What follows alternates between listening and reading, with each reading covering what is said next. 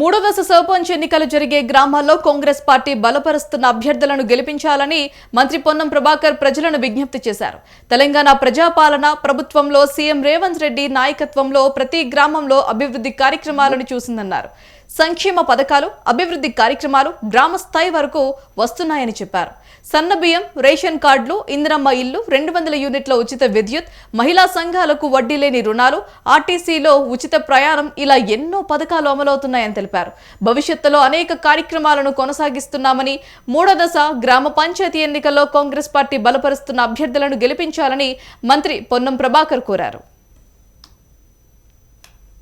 గ్రామాల్లో కాంగ్రెస్ పార్టీ సానుభూతిపరులను గెలిపించండి.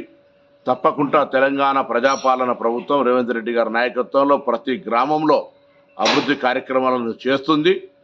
కాంగ్రెస్ పార్టీకి సంబంధించి ఈరోజు జరుగుతున్న కార్యక్రమాలు అనేకంగా గ్రామ స్థాయి దాకా వస్తున్నటువంటి అంశం మీరు చూస్తూ ఉన్నారు. సన్న బియ్యం కావచ్చు, రేషన్ కార్డు కావచ్చు, ఇందిరమ్మ కావచ్చు, 200 యూనిట్ల కరెంటు ఫ్రీ కావచ్చు, ఉచిత బస్సు కావచ్చు, వడ్డీ లేని రుణాలు కావచ్చు. ఇంకా భవిష్యత్తులో చేపట్టే కార్యక్రమాలకు స్థానిక గ్రామ పంచాయతీ సర్పంచులు కాంగ్రెస్ వాళ్ళు అయితే ఇంకా అభివృద్ధి చేసే అవకాశం ఉంటుందనేటువంటి మాట మనవిస్తూ తప్పకుండా తెలంగాణ వ్యాప్తంగా మూడో దశ గ్రామ సర్పంచ్ ఎన్నికల్లో కాంగ్రెస్ పార్టీ అభ్యర్థులను గెలిపేమని కోరుతా ఉన్నారు.